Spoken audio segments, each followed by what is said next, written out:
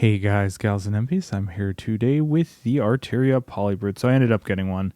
I got the 6. The 12 was just way too pricey. I mean, I did end up selling the Take 5 and the TO5 I just put up online, but I put the caveat, hey, there is an LFO bug. And apparently now on the official forums for Sequential/Oberheim, they've admitted there being an LFO bug and it's software-based. So I stated that in my ad that, hey, I need to get rid of this thing because I need the space, so I'm letting it go for a little cheaper than usual because there is a LFO bug in software, so I at least disclosed that. Kind of sucks that they shipped with that, but, it is what it is. That said, I was not initially very impressed with the Polybrute at the Guitar Center that I listened to one in. And the issue happened to be the crappy studio monitors they had. They had these awful M Audio, garbage monitors, with they almost look like they had a plastic cone. Maybe that was the issue, but I brought back headphones just to give it a look and listen. And really, you can only spend 10 minutes, at least for me, because of just not being neurotypical. I can't deal with the noises in a Guitar Center for too long. People out of time banging on drums, playing crappy blues guitar licks on out of tune guitars. It's just too much to spend in there for any long period of time. But that said, after listening to a Polybrute 6 with headphones, I was super amazed. So fast forward, I got the 6 because the 12 was just out of the question for the size. It wasn't even a cost concern. It was just a lot heavier and just a bit deeper. This is the biggest synth I can possibly have in my current setup. So that said, I am super stoked by it. I've been playing with it for a little while, and if you do some careful routing and things like that, this is probably one of the best sounding synths I've ever owned, period. So it's not technically my dream synth. The 2 dream synths that are on my list, and Vulture Culture just ended up getting one, is a Matrix 12 and or a Jupiter 8. So it's those are my dream synths, and obviously I don't ever want to own those because those are vintage synths and they're always going to have a huge amount of issues and up, it's like a classic car. You're going to put so much money into getting those up and running. That said, this thing is definitely probably the best sounding analog synth I've ever heard. I know people are probably going to roll their eyes and say, well, there's plenty of other good sounding synths, but I made a patch on this that sounded so phenomenally good that I was just blown away by it, and I'm going to reproduce it here. So we're going to go through and do that. So the only thing I've really looked up online so far about this, at least on how you set things, is how to make a default init patch. So you hold this down, you press preset, and then it goes into init. And this is our init patch. We got our basic just sawtooth by default. I went ahead and calibrated this and upgraded it to the latest firmware. So it took a little while. It actually took 20 minutes to do a full calibration, but it was really weird about it too. It was hey, your Polybrute is cold. Let's tune it. That's kind of cool. All right. So that said, let's give the let's get some release going.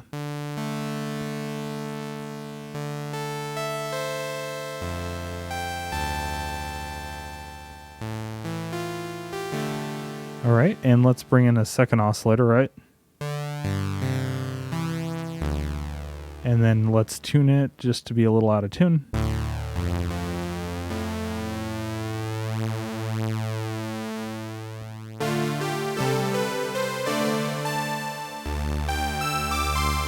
I'm wondering if this gets a lot of bad rap for not sounding very good. I don't understand people that say this thing doesn't sound very good because it's actually phenomenal, and you'll hear in a second. But maybe it's because the oscillators are so in tune, I should say, by default. They're very stable, which is really weird because the Take 5 and the TO5 and any other sequential synth that those are based, the TO5 and Take 5 are based on a oscillator on a chip design, while the OB6 and the Prophet 6 and the Trigon are all based on, I say discrete, somebody's going to jump up and down and say it's not discrete because it's still using, ICs. And I'm it's still discrete because you're building it up with ICs.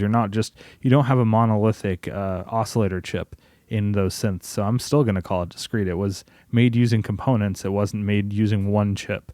That said, all those synths always seem to have a little bit of tuning instability, especially the Take 5 early on in its lifespan. I heard had some major tuning instability issues. But this thing is just rock solid, so you really have to push your second oscillator into a little bit of tuning instability. And I do believe this has tuning instability as one of the functions. I haven't gotten into it too much yet, but so let's go ahead and work on that patch some more. All right, so to route different oscillators to different filters, let's make sure we're in parallel because I don't want to have it in series. So now our filters are in parallel mode, and I want this one going to the Steiner filter. So that would be the red. It's nice and labeled. It's like an orange red, and then this is going to be in the green. So this now VCO2 goes purely to the Moog style ladder filter, and the other one goes to the Steiner filter. And the reason I really like the Steiner filter, and I didn't think I did until I listened to some other videos on it and then went back and checked this thing out, it sounds like an MS-20 filter when you push it. And the MS-20 filter, as much as I say I love the SEM filter, which I do, SEM filter is awesome. And just spoiler alert, I ended up with the steam pipe getting another mini freak because I love that SEM filter so much, and I just don't want to deal with sequential / Oberheim at this point. This filter does the SEM thing pretty well. It sounds nice in that respect, but it does that MS-20 thing too when you push it. So it's such a versatile filter, and I didn't think of that before, but it does. The MS-20 filter is one of my favorite filters, especially if you listen to some Royksop songs. That specific grittiness is just so good. So, all right, that said, what we're going to do is let's go ahead and turn down our cutoff on both of these, right? So we can hear this. And this is a master cutoff. This kind of has like a offset. I haven't figured this out yet specifically, other than you can now control both or one depending on what the offset is. So that's really cool. I'll figure this out later, but this isn't part of the patch. So what we want to do is we want to pull this all the way up here. We want to do this one too. And what we're going to do is we're going to put the sub oscillator and lower frequency stuff through the Moog filter, right? So what we want to do is we want to turn up the sub. All right, and let's go ahead and add some release to the VCF. And let's turn up the sustain on the VCF. Filter, like the envelope, I should say.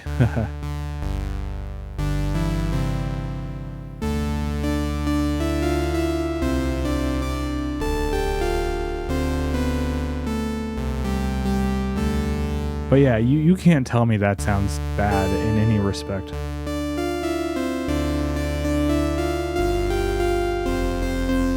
All right, so the Steiner filter really does exceptionally well with like gritty high-end frequency and stuff like that.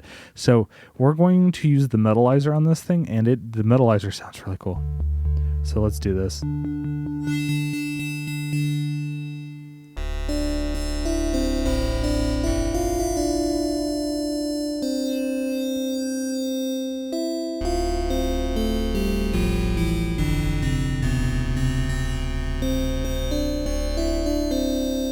Let's go ahead and add a little bit of sawtooth to this too.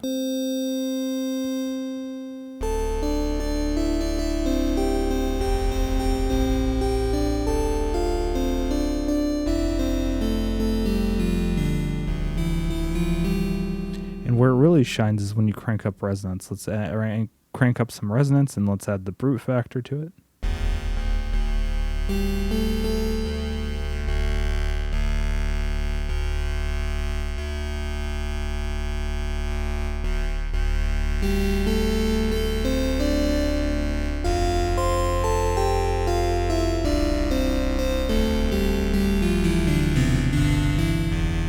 Let's go ahead and actually hear it with like an attack on it, so you can hear that resonance sweep.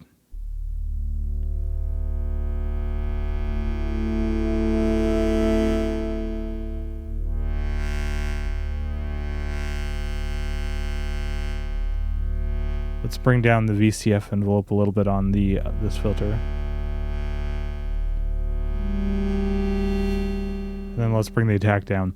There is so much low end, so I hope you're listening to this on like good headphones or speakers. It just rattles. It is so deep.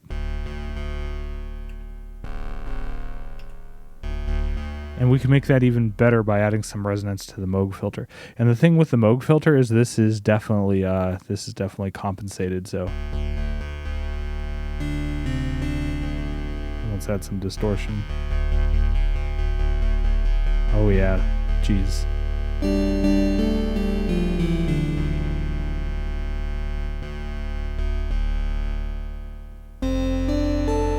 All right, I guess we do want to bring this to be a little brighter.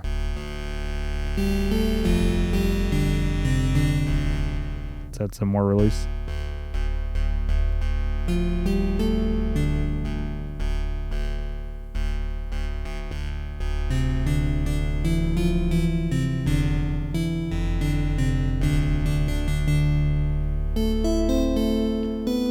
Let's mess with the tuning on the second oscillator a little more.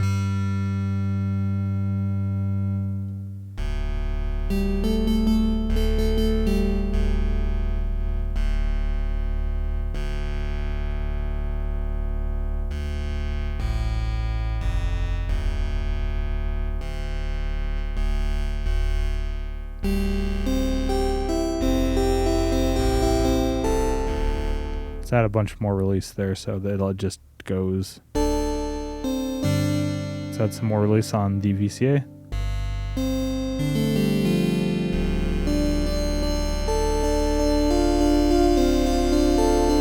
We bring in some square wave too. We already have a square, I believe it's a square sub, but here.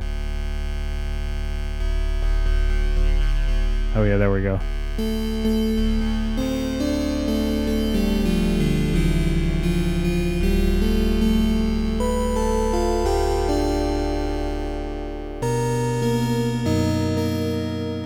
Let's bring the middleizer down a little. Or up, actually. Hey, there we go.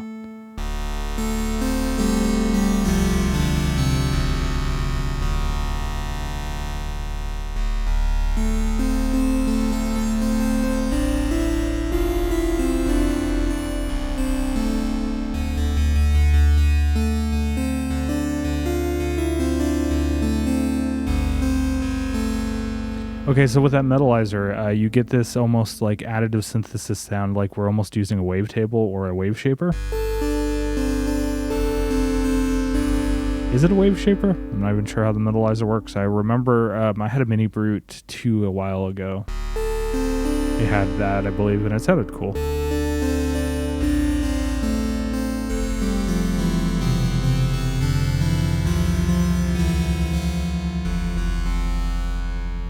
All right, let's just...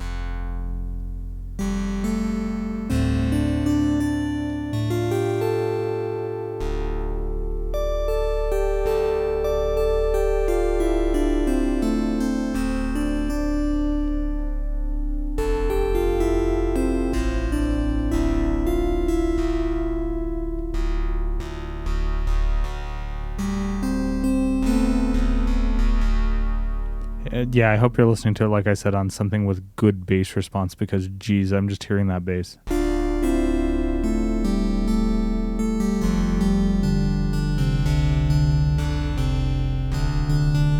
All right, so yeah, that sold me. That combination of having the ladder filter where I can just put it to anything.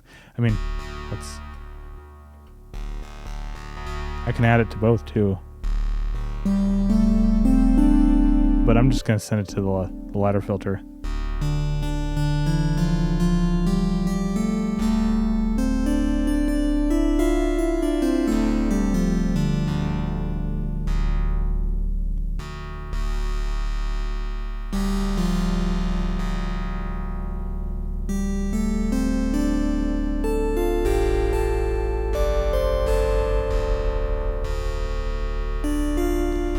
Also, I'm being a little snarky here, but hey, did you notice how when I change a value, it shows it on the really nice OLED screen? Hey, sequential. Huh. Not that they're ever going to watch my videos. I made a thread a long time ago, or like when the TO5, it shouldn't be that long ago, when the TO5 first came out.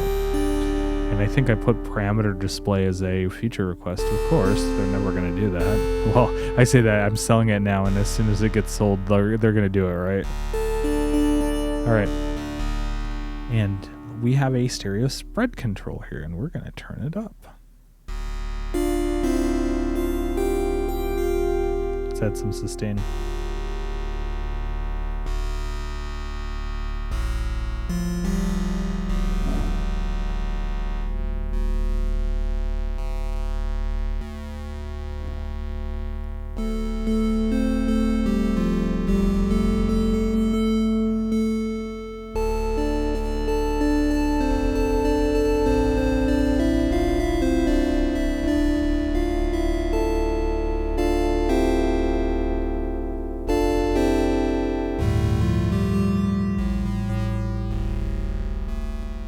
Now let's listen to that with an attack.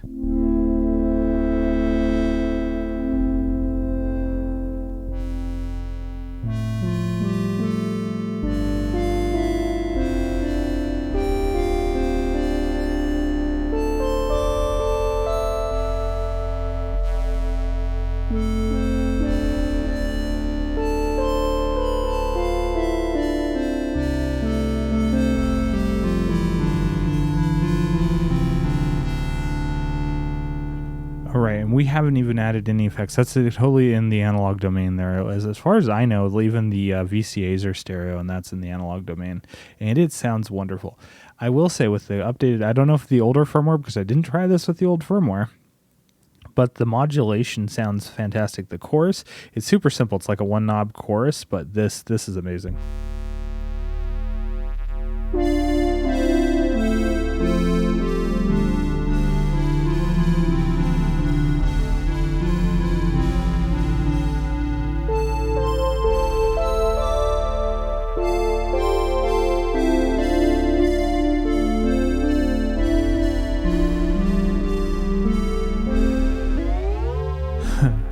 That touch strip is so cool. Oh, and I should mention these. I use pitch bend. I used to use pitch bend quite a bit for certain songs that I worked on the TO5 and the Take 5, and I love the positioning of it. I know people were kind of like adamant in saying that's not a good position. I like the position here too. Is that a fifth? Kind of sounds like it, doesn't it?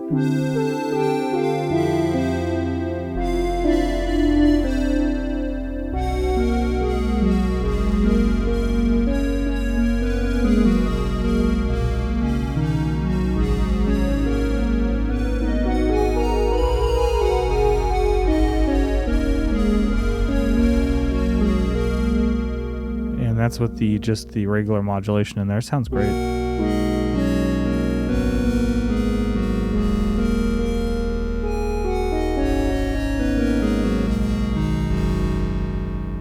Probably one of the best sounding choruses I've ever heard in a synth. It's very simple though. It's like intensity and speed all in one. Kind of like a small clone or whatever. Except it sounds way better than a small clone.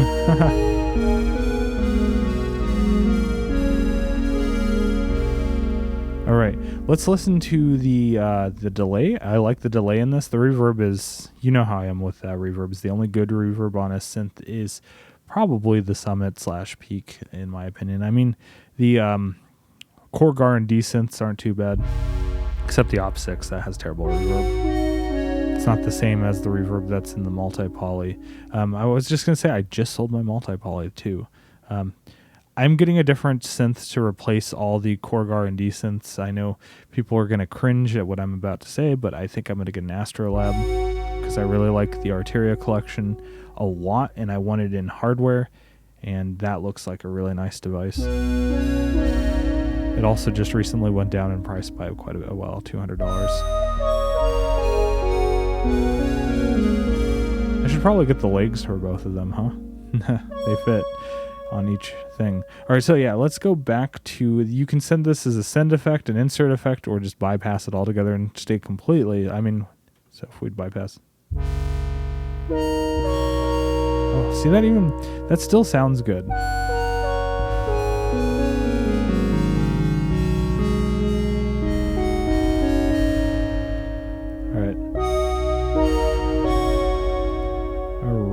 So let's bring in the delay, and I like the delay. I like a lot of the modes on the delay. So the BBD is nice, but I'm going to go into ping pong, and now this is a send effect. Let's turn it all the way up. Let's add some more time.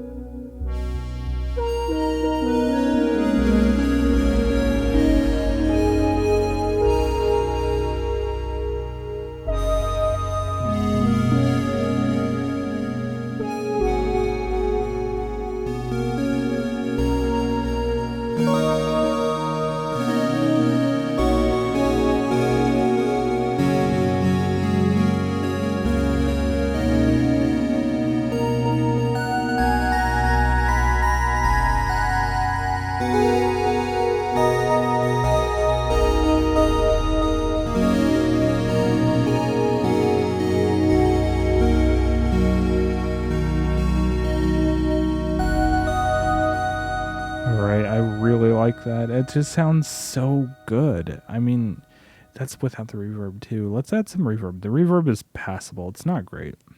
It's probably about as good / bad as the reverb on the Mini Freak. So let's do that. Let's just add Hall. Oops, that's dampening. Let's reverb level. There we go.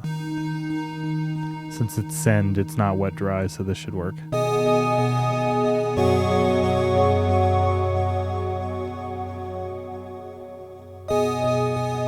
Okay, so dampening isn't in reverse, or damping.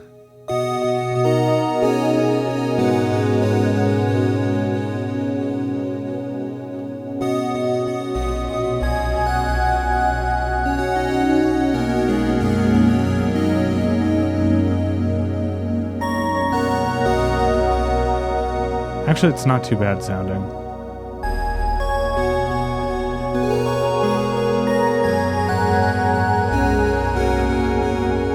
I think it actually sounds a little better than the one on the Mini Freak, so I take that back.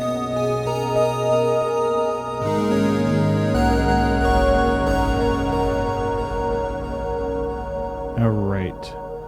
So yeah, that's kind of like I love that. It's just so simple to make patches on this thing. I haven't even used the mod matrix, and that's really easy to use on this too. We'll do that in other videos. I'm not going to do I want to use this to make a lot of sound design, and I know a lot of people are not going to watch the videos because this is just such a esoteric synth that it costs quite a bit of money that a lot of people don't own or don't think they're going to own. But I got this for myself because I want to do more music. Obviously, that's why I'm getting an Astrolab too. I know that's going to turn some people off, but I'm going to use the Astrolab along with a lot of the synths that I use within the analog collection.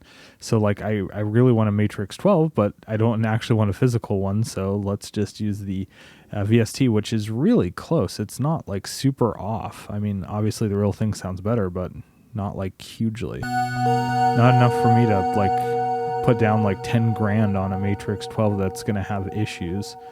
And I'm never going to be able to own a Jupiter 8, so the Astrolab just sounds great for what I need it for. But this thing, so this is what I've kept for my collection. I've got the Polybrute 6, a Mini Freak, the Steam Pipe, obviously. The Steam Pipe is too unique of a synth to ever really part with unless something happens, and the MPC 37. Am I missing anything? I think that's my complete collection that I'm actually keeping. And then an Astrolab in the future. And then a bunch of VSTs, obviously.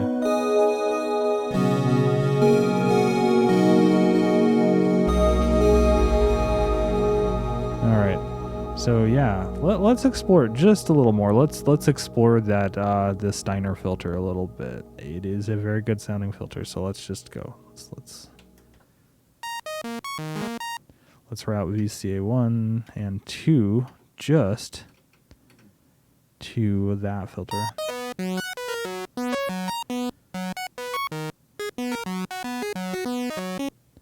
Okay, let's add some release.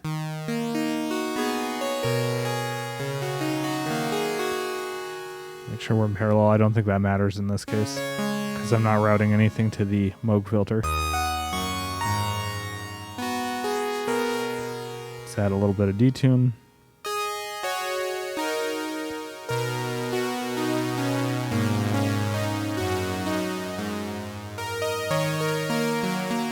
All right, perfect. So let's turn down the cutoff and then use the VCF envelope.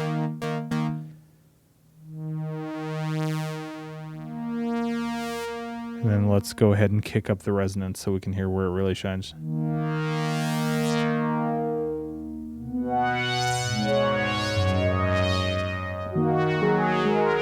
And let's just add some stereo spread because you know how much I love pan spread.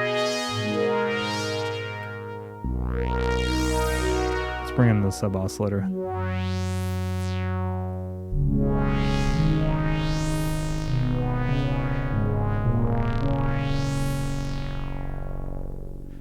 Did you hear that? There's quite a bit of growl in there, almost like an MS-20 filter, isn't there? Let's bring the attack down. You can hear it there for sure.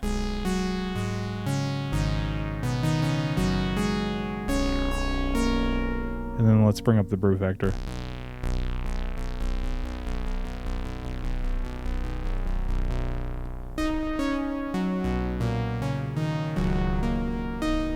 That changes it so much.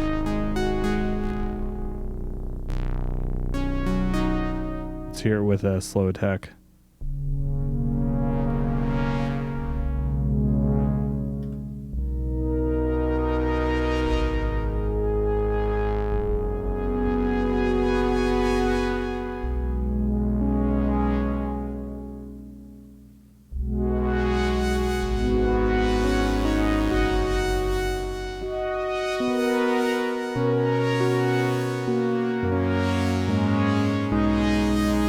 And that really sold me.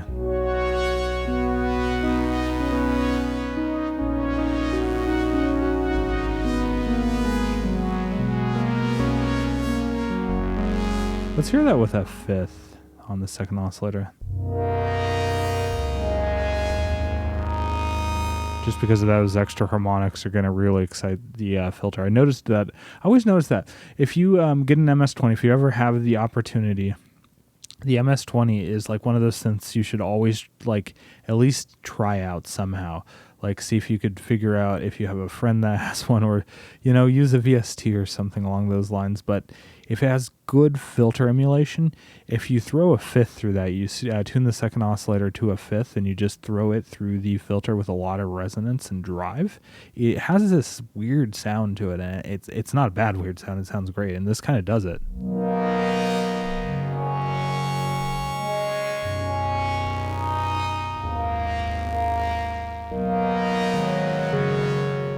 Bring down the attack.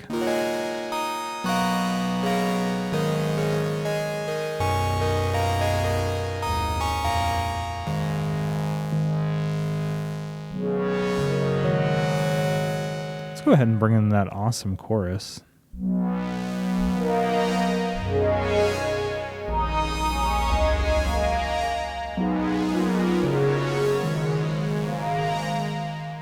Let's route both the second filter to both filters. So we get some extra bass in there. Let's add some resonance.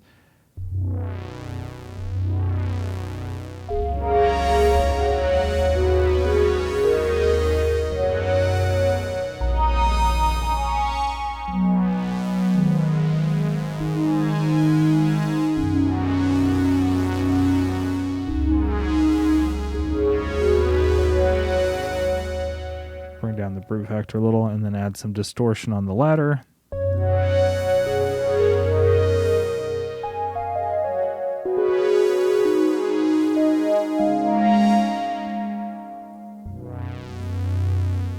Add a little bit of square wave on the second too.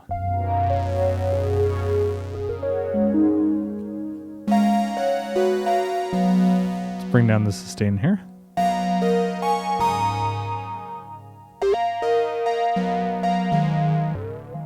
Must have hit that by accident. Whoops.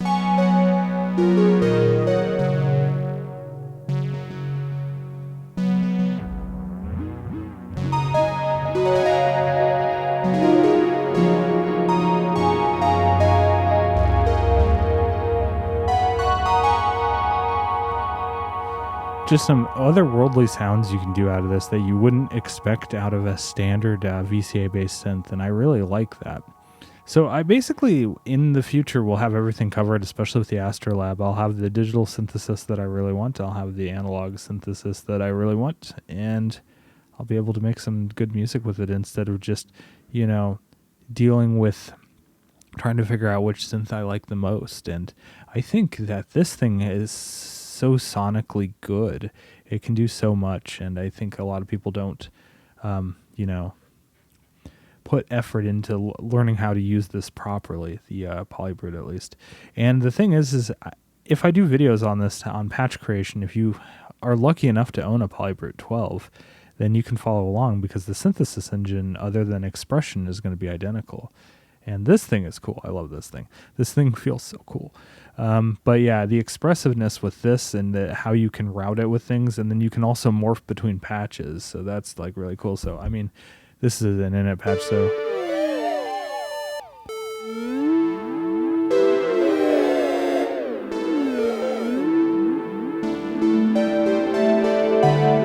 Anyway, like, think of that other patch as a different patch, so.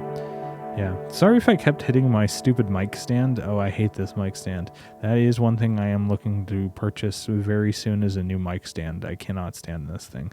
Another Guitar Center special. It's their stupid, I forgot what they are, like Rockville or some bullshit that they sell there. Awful stand. I've dropped my microphone a few times. Luckily not on equipment, and since it's a SM7B, it's like bulletproof, so it's not going to get hurt. You can't. It's like a Twinkie. You can't hurt a SM7B. Simpsons reference, obviously. I didn't get that. But yeah, this thing is amazing, and so let's go over the only other thing I want to bring up. The build quality is absolutely phenomenal. So generally you don't think Arturia on build quality, but they've really hit it out of the everything with this. I know I've had some issues with their build quality in the past, even on the Mini Freak. My new Mini Freak I just got along with the Steam Pipe is built fine. There's no issues with it, and I think for a small synth that thing is built exceptionally well. That'll be my budget synth that I'll share like tips and tricks on how to do sound design with. But this is just something that I wanted for myself. It's kind of like a treat to myself to actually make music with, and I really want to make music with it. That's just how I feel. And no, I am not taking off the plastic. It is staying on as a protector, because one thing Arturia still does very badly is their plastics are absolutely shitty. You look at them weirdly and it'll just get scratches all over it.